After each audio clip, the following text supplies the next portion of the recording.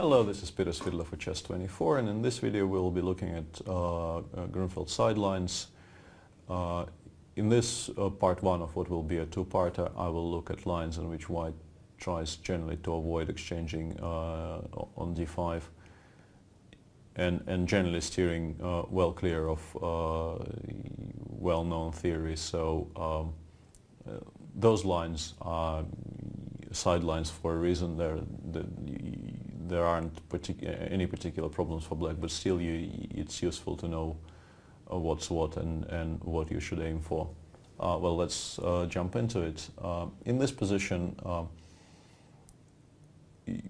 as I said, I will cover the lines where white takes on d5 in the second part. So let's start with e3, e3 bishop g7, and in this position white has two lines in which he postpones even knight f3. One is bishop d2, as has been played on a couple of occasions by the Belarusian grandmaster Alexei Alexandrov, castles rook c1. But this really isn't a very ambitious try, and in fact, if white wants to at least pretend he is fighting for an advantage, he will get a very double-edged position, which would be very suitable for any black player. c5, as usual, black breaks in the center of the first opportunity. dc5, knight a6, knight takes d5, because if white takes with the pawn on d5 after knight takes c5, white's pieces are completely misplaced, and the fact that the bishop is on d2 makes it even harder for white to protect the pawn on d5. So this really isn't a very good attempt for white.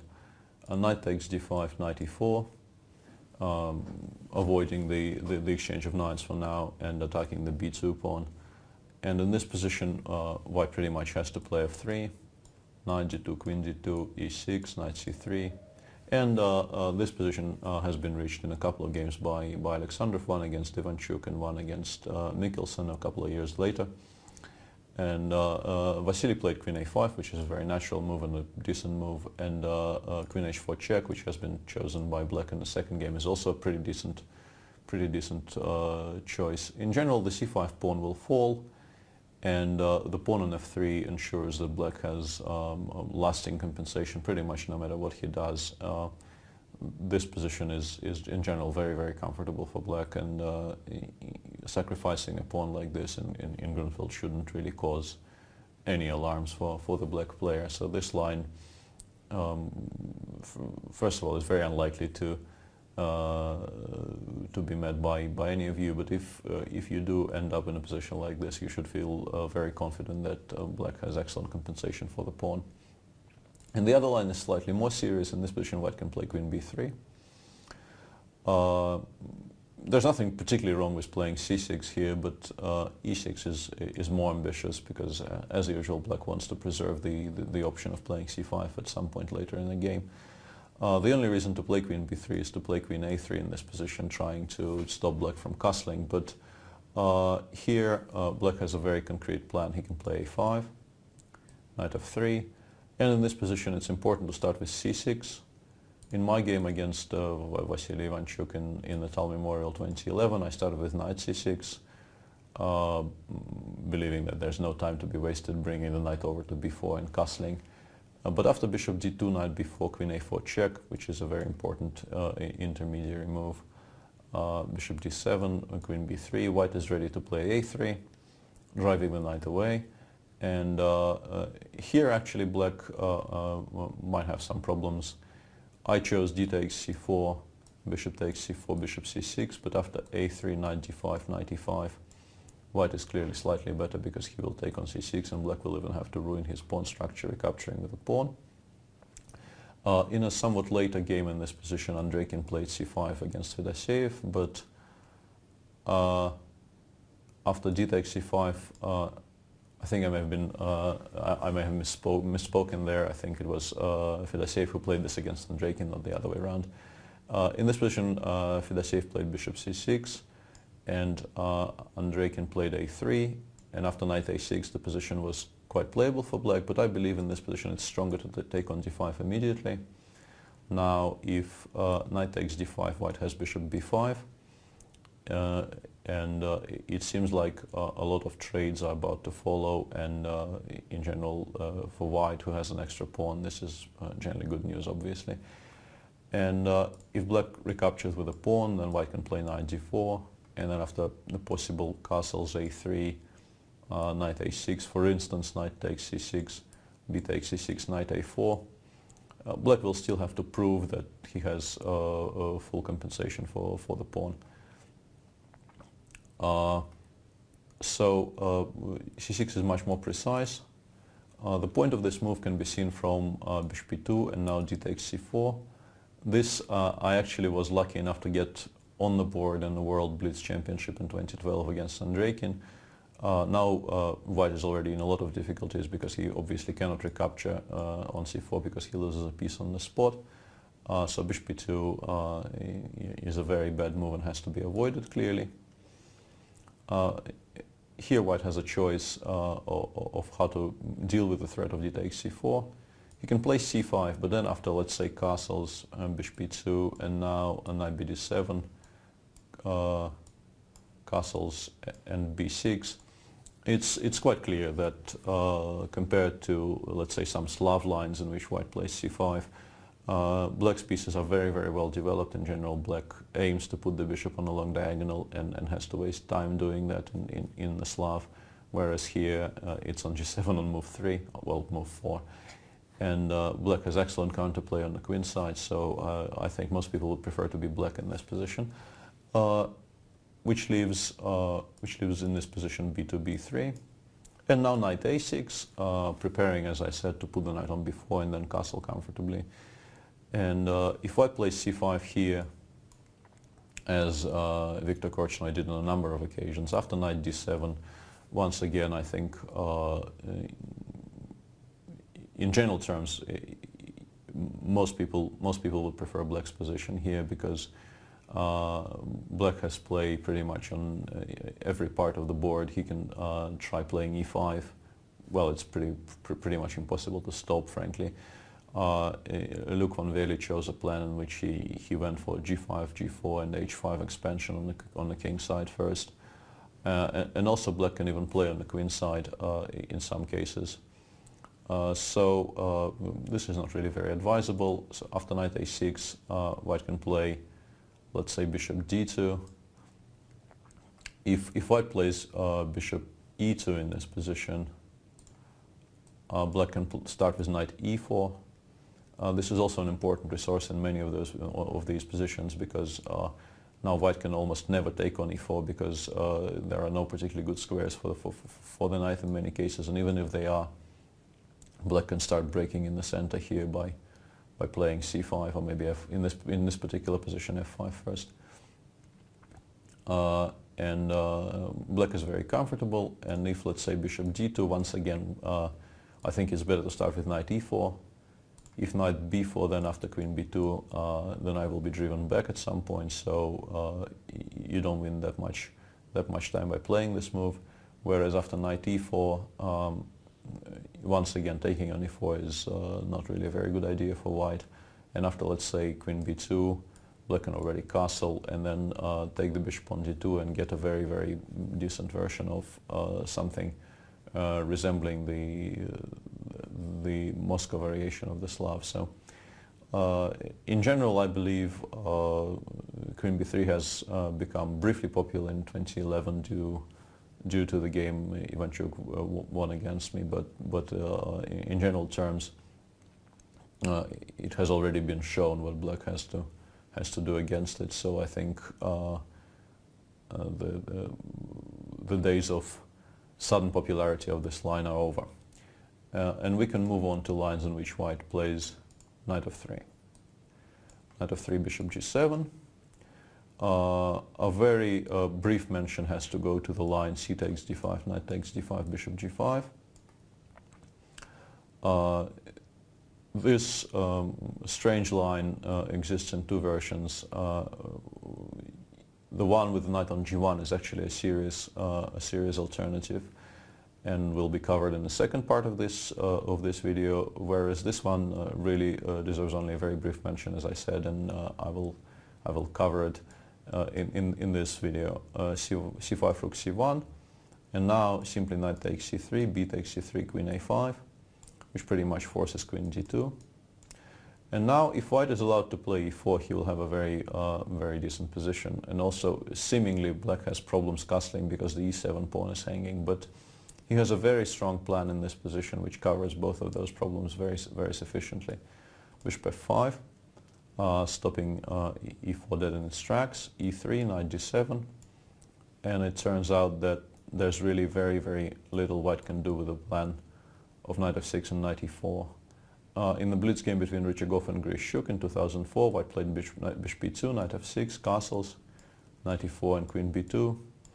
But here, despite temporarily losing the right to castle, black is at the very least perfectly fine after the pretty much forced sequence of moves ending in this position. Black is ready to connect the rooks. One will go to c8, one will go to d8, and black has very comfortable play here. So that's cg and bishop g5. As I said, it's not a very important line. In this position, generally speaking, if white doesn't want to take on d5, has to play e3. Black will castle. And here white has a choice between two moves.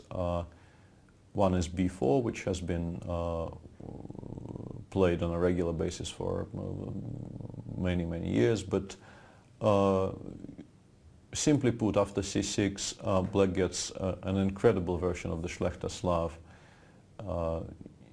In general, white needs to finish his development on the king side before he plays b4 in positions like this, and the fact that here the pawn is already on b4 makes black's play very comfortable and very easy. Levon Aronian played this line once against me in an RSNR game when bishop b2, and now a classical Slav approach would be to play bishop g4 and then trade this bishop off and play knight bd7, e6, or maybe dc4 and d5 in some positions, and it is indeed very comfortable for black. But I wanted to show you my approach because it's not that I'm sure it's stronger than bishop g4, but I thought it was a more concrete approach, and I always look for ways to get concrete counterplay in the Grunfeld, and here as well I think what I've done deserves some merit. I went a5, b5, and immediately a4.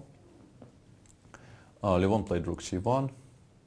White can accept the pawn sacrifice by taking on c6 and taking on a4, but after queen a5, knight c3, black has very decent compensation for the pawn. The simplest way to proceed would be to go bishop a6, take on f1, take on g5. Now white needs to waste some time getting the king to safety, and after, let's say, g3, king g2, and now let's say rook fc8, rook c1, and knight b6, black has fantastic play for the pawn because the bishop on b2 really is not a very good piece, and the c4 square is a constant source of worry for white.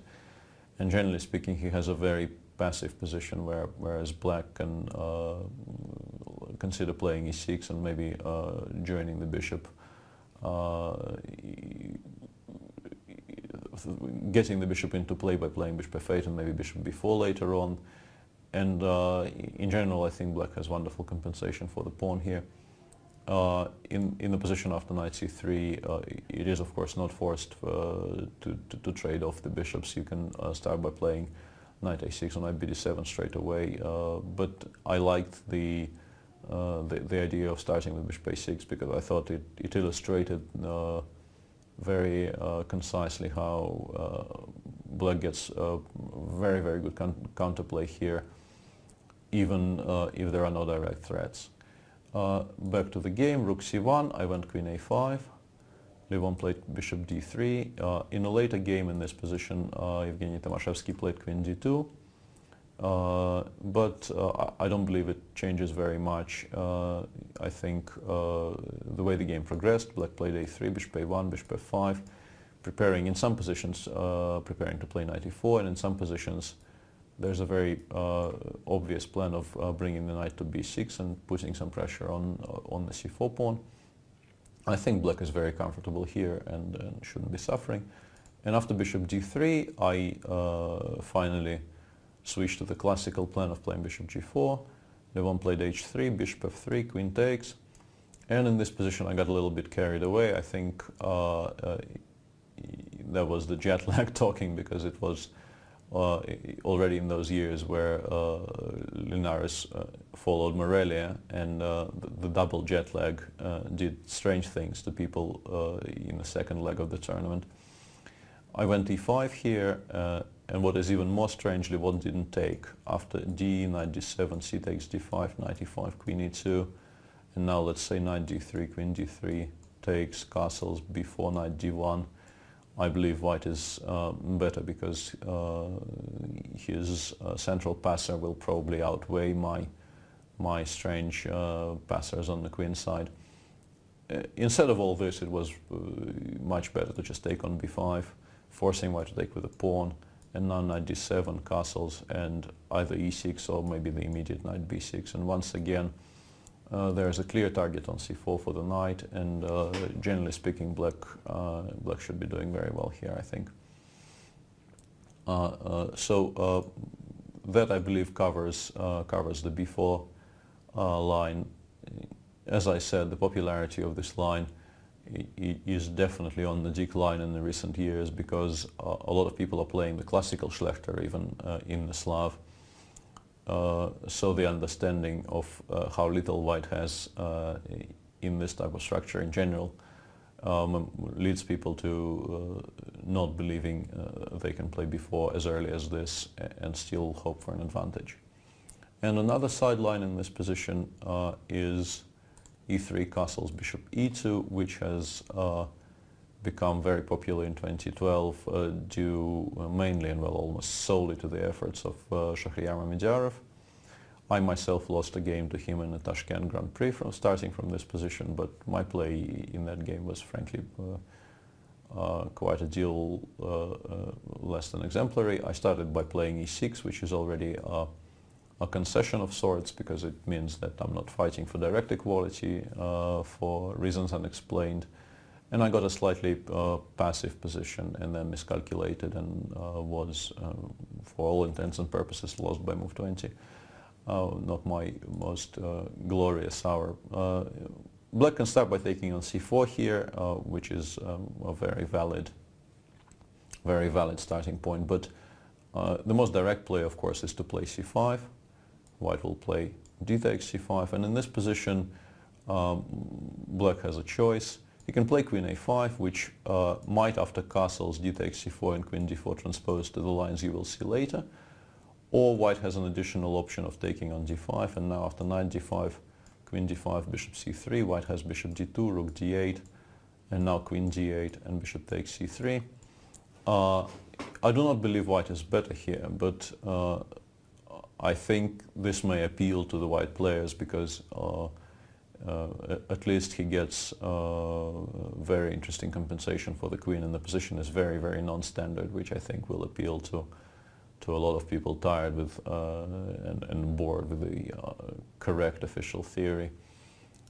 After dc5, a brief mention has to go to the move knight a6, which was played by Gelfand against Mamedyanov in the London Grand Prix. Here, if you remember, we had a similar position in the line with bishop d2 and rook c1, but of course in this line white made much more useful moves, bishop b2 and castles. So here black's equality is not assured, although Boris played a6, a4, bishop f5, and eventually drew the game after opening up the center for his bishops. But this is at least a line in which you can see how white can be better. I think c5, dc5 and d takes c4 is the most strict way of fighting for immediate and complete equality, and I think it suffices. White castles here, and now black has a choice between two perfectly decent moves. One is queen a5, now queen d4. On some occasions white tried playing bishop c4, queen c5, bishop b3, even Laurent Fressinet once played this with white, but after knight c6, e4 and bishop g4, what you get is an absolutely unbelievable version of the bishop f4 Grunfeld. In general there, black has to, well, sort of pay good money to get a position as good as this, and in general I think if anyone is fighting for an advantage here, it's black. So that really is, I think, was a one-off occurrence. The only way to continue here is queen d4. And now in a recent game between Sasekiran and Gupta, black played knight c6, queen c4, bishop b6, and after queen b5 he failed to achieve immediate equality and went on to lose the game. But I think it's better to start with bishop b6. And in this position, bishop takes c4 gives black even a choice. He can play knight c6, queen h4, bishop g4, and he has no problems. Or he can even play knight fd7 here, trying to perhaps even play for advantage. I'm sorry.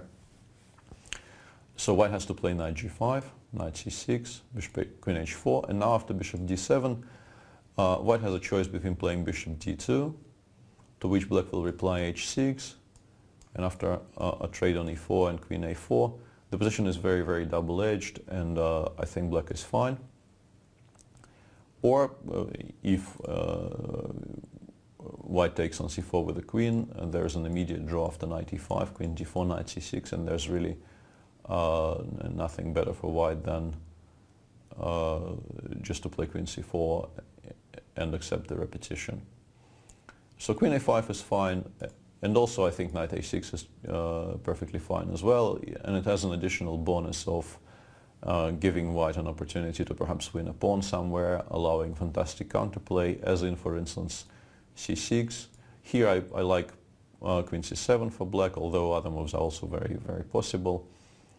And if queen a4, black goes knight c5, and c takes b7 is pretty much impossible because black takes on a4, white gets an extra rook for about 2 moves, but then the queen on a8 gets lost, and black is even better here because the pawn on c3 will be weak in a moment.